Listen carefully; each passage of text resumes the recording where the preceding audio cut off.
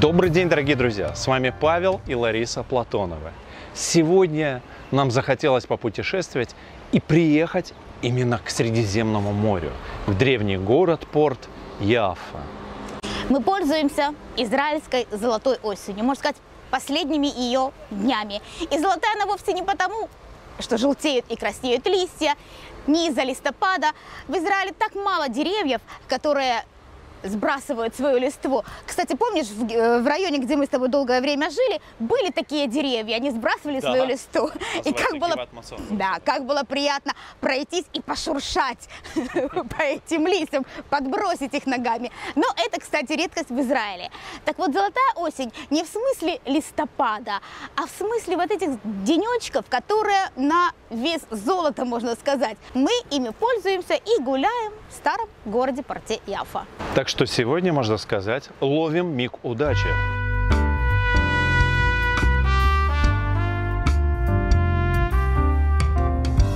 Знакомство с этим городом невозможно уложить в рамки одного видеоролика. Поэтому вас ждет несколько таких встреч. Сегодня мы посетим определенные точки в исторических местах этого города и, конечно же, расскажем и покажем их.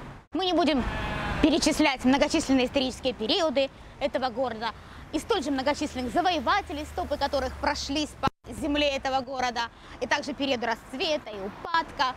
Скажу лишь только, что история насчитывает порядка 4000 лет. И это город-порт, древнейший город-порт, на столь же древнейшем торговом пути Виа Марис.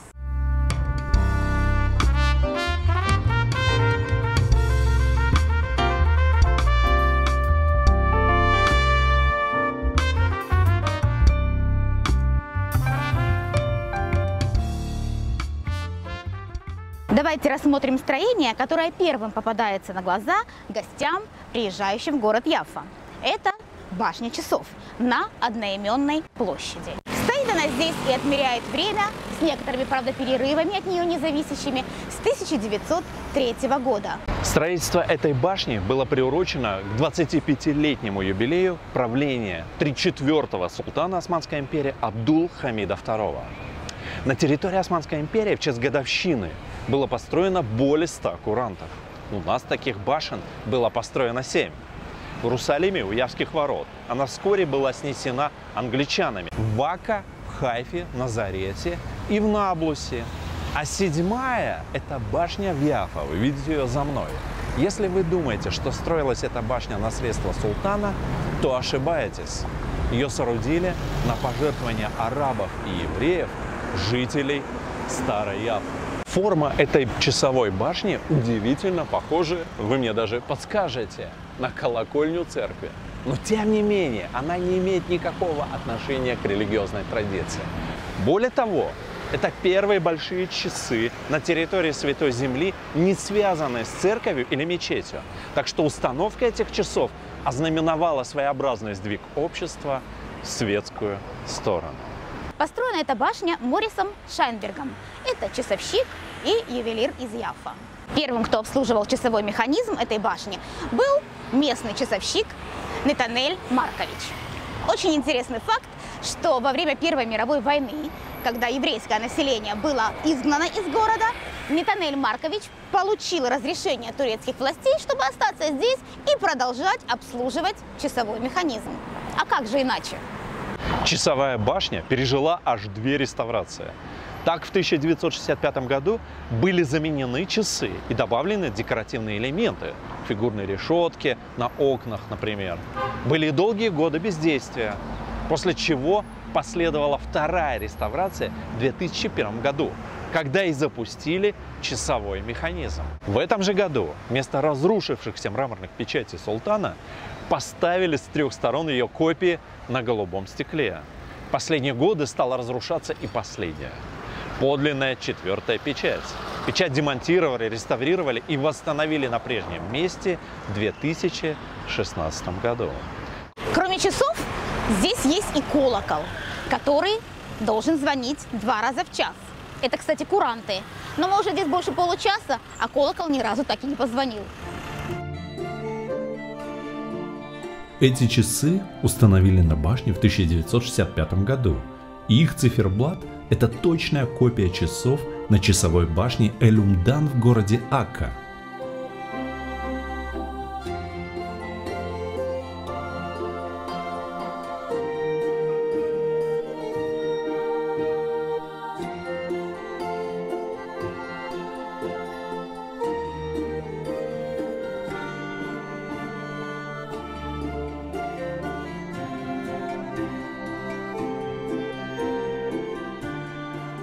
Мы подошли к еще одному интересному зданию в Старой Яффе. И называется оно, очень интересно по-русски, Сарая. Что за сарай такой, ты не знаешь? Сарай — это и есть в переводе дворец. Здесь был дворец явского губернатора. Здесь заседала турецкая администрация в конце 19-го, начале 20-го столетия. Здание это было построено открыто в 1897 году и построено на средства влиятельных горожан города Яффы. Это Иерусалимский камень, Лариса? Совсем не похож, вовсе нет. Вообще-то это ракушечник. Вспомнил, когда мы жили в Крыму, в городе Керчи, там в центре здания были построены как раз из ракушечника. И в Старой Яффе мы видим такую же картину. Ну что это за руины и что сверху за новые постройки? Можешь мне объяснить, пожалуйста? Как будто бы он не знает. Ну ладно, я скажу. Дело в том, что это здание было восстановлено. На восстановление потрачено было 4 миллиона шекелей. Восстановлено уже в наше современное время. И об этом вас ожидает рассказ впереди. Здорово, продолжим. Слушай, я заблудился в Старом Яффе. Где же мы находимся? Это он шутит. Мы находимся на территории, которая была центральной станцией в конце 19-го, начале 20 века. Именно отсюда отправлялись дилижансы, кареты во все уголочки Святой Земли. А какое новшество ввели здесь в 21 веке? Новогоднюю елку прямо на этой площади. И действительно, на этой площади перед Новым годом, перед Рождеством всегда можно увидеть наряженную елку. Что еще примечательно мы можем увидеть позади этой площади? Вот эти колонны мне всегда были странные. Какие-то они имеют двусмысленность некую. То есть? Какая еще двусмысленность? Недостроенность. О былом величии этого здания напоминают лишь колонны парадного входа, две из которых, те, что ближе к зданию, подлинные. На этом фото 1918 года вы видите здание в своем первоначальном облике. Это здание должно было служить символом мощи, силы Турецкой империи. И так оно и было до момента Первой мировой войны, когда сюда пришли уже другие хозяева, англичане, английская администрация, и заняла, собственно говоря, это здание. Автор этого проекта Барух Папирмейстер. Какая интересная еврейская фамилия. С чем же она ассоциируется? Папирмейстер, гроссмейстер, церемонимейстер. Мне кажется, похоже тоже с концертмейстер. Концертмейстер, точно. Он как музыкант сразу в концертмейстера. В особой беззаботной атмосфере этого города появилось настроение для шутливой импровизации в поисках рифм к такой звучной фамилии, которая в переводе с идиша означает «что бы вы подумали? Бумажник». Итак, автор этого проекта, который за нашей спиной, Барух Папирмейстер. Во время войны за независимость Израиля в 1948 году здание занял Арабский национальный комитет Яффы, служивший командным пунктом арабских сил в городе. В этом же году у здания взорвался заминированный грузовик, в результате чего 26 человек погибли и сотни получили ранения. От здания практически ничего не осталось. Взрыв организовали бойцы еврейской подпольной организации Лехи, что значит борцы за свободу Израиля. Это был ответ за зверство арабов по отношению к евреям. И руководство Лехи так и написало об этом в своем официальном заявлении. Сейчас мы видим реставрированное здание вот как раз позади меня. И на реставрацию этого здания ушло порядка 4 миллионов шекелей. Было немало трений между Израилем и Турцией, и на то были свои причины. Но все же здание хоть и частично отреставрировано. Сейчас здесь располагается турецкий культурный центр. И это здание также одно из исторических достопримечательностей города Яффа.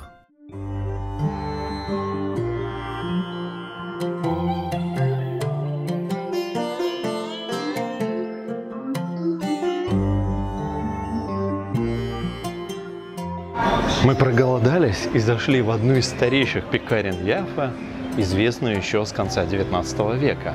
Это место называется пекарня Абу-Лафия. Интересно, что эта пекарня арабская, работают здесь арабы. Но Абу-Лафия – это древняя еврейская фамилия древнейшего известного сефардского рода. История этой пекарни легендарна. И сейчас мы ее вам расскажем.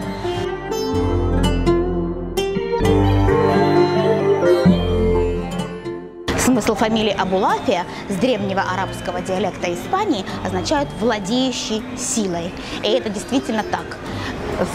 Представители этого рода были и известные раввины, и известные деятели. А перейдем сейчас к Шломо Абу-Лафии, собственно, к его имени, и относится легенда об этой пекарне, легенда города Яффа. Итак, жил некто Шломо Абу-Лафия.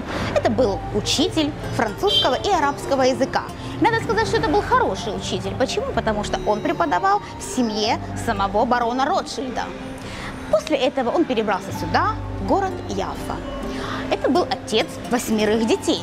И несмотря на это, он приютил арабского мальчишку-сироту, Саида, которого встретил здесь, на улицах города. Мальчишка был холодный. Конечно же, Шломо пожалел его и приютил в своем доме. Дал ему какую-то работу. Так мальчишка и жил, помогая и находясь в этой семье. Надо сказать, что евреи, сам Шломо, не принуждали к изучению Торы, а разрешали ему читать Коран и оставаться в своих арабских традициях.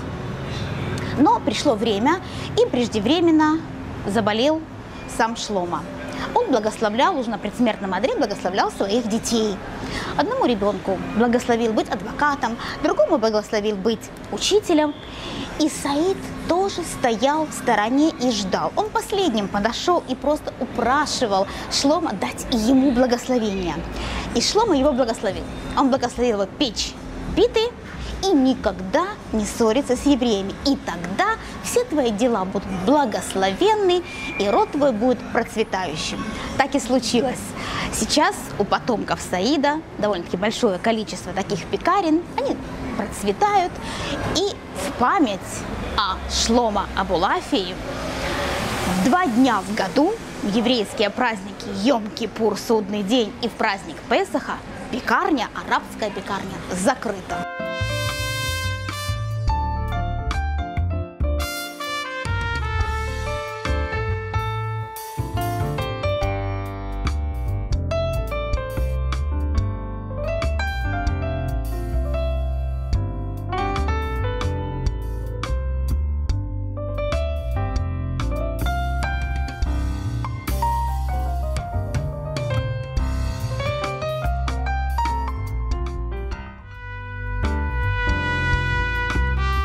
Мы шли по улочкам старого Яффа к скульптуре парящего апельсинового дерева.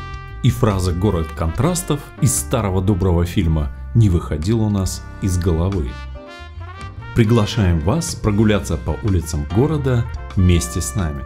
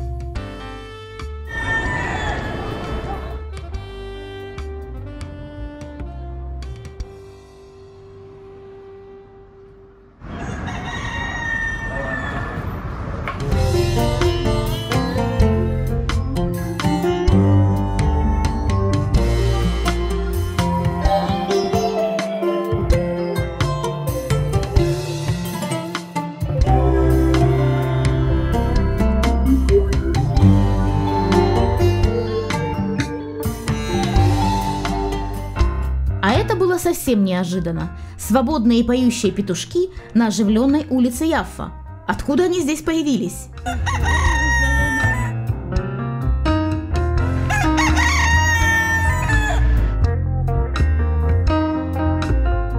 Без уличных котов не обойдется ни один город.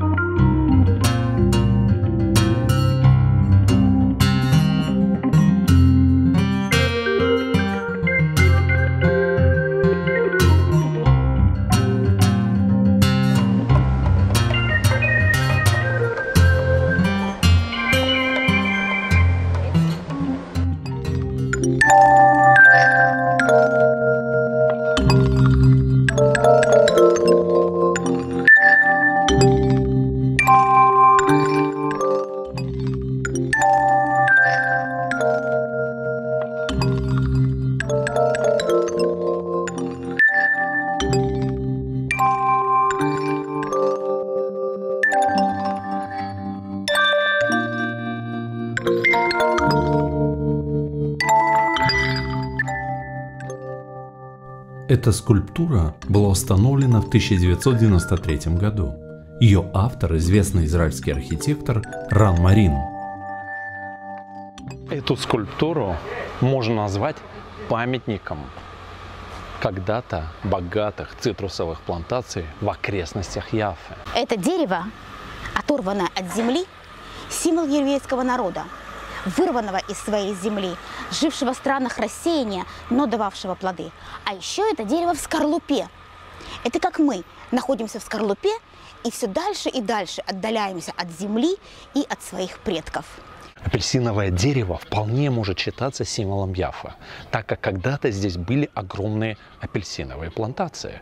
Выращивали их арабы. До 1948 года цитрусы были главными источниками дохода в Яффе. Семена апельсиновых деревьев, изначально росшие только в Китае, были доставлены в Израиль много веков назад португальскими торговцами. Деревья начали выращивать в Яффе, а затем фруктовые сады разрослись вдоль всей прибрежной равнины. Апельсин в переводе – это китайское яблоко. Apple – яблоко, син – Китай. На иврите звучит как тапус, что значит «золотое яблоко». Тапуах – яблоко, загав – золотое. Дело в том, что первое свидетельство о том, что здесь существовали апельсиновые плантации, относится еще к XVIII веку. Один европейский путешественник описал так, что здесь водятся золотые яблоки, сочные, вкусные, и кожура у них используется для приготовления ликеров, потому что обладает удивительным запахом. И это рассказ об апельсине. В Яффа был выведен уникальный сорт апельсина, который называется Яффа или шамути. Шамути – сорт апельсина сочный, практически без косточек, сладкий, с тонкой и плотной кожурой, который очень долго хранится. И выведен он был в 1844 году. Выведением этого сорта занимался Шмуэль Толковский. На долгие годы этот сорт стал, можно сказать, визитной карточкой Израиля. Этот сорт был далеко известен за пределами Яффа. А еще у этого дерева можно вспомнить и апельсиновую сделку 1964 года, когда правительство СССР продало государству Израиль 22 объекта недвижимости площадью 167 тысяч квадратных метров. А заплатили израильтяне по договору явскими апельсинами и текстилем. Хрущев радовался. Зачем нам старые здания? Зато народ наестся вкусных апельсинов из Израиля. Наверняка все помнят очаровательного Чебурашку, героя прославленного советского мультфильма о приключениях крокодила Гены и его друзьях. Чебурашка прибыл в коробке с апельсинами. Я вас уверяю, что это были апельсины из Яффа сорта шамути. А что с этим поделать? Дело в том, что саму книгу Эдуард Успенский написал в 1965 году. Как раз практически во время этой апельсиновой сделки, когда апельсины появились во многих городах Советского Союза. В 1966-м вышла книга, а в 1968-м появился легендарный мультик. Вот и подошли к концу те полдня, которые мы провели в Яффа. Но это не конец-то, только начало. Вас ждут еще много встреч с этим прекрасным городом. С вами были Павел и Лариса Платоновы. Подписывайтесь на наш канал. Ставьте лайки, пишите комментарии. Не забывайте нажимать на колокольчик, чтобы получать уведомления на новые видео. Оставайтесь с нами. Становитесь спонсорами нашего канала. Благодарим тех, кто уже это сделал. Всем доброго здоровья. И до новых встреч на нашем канале. На следующей неделе.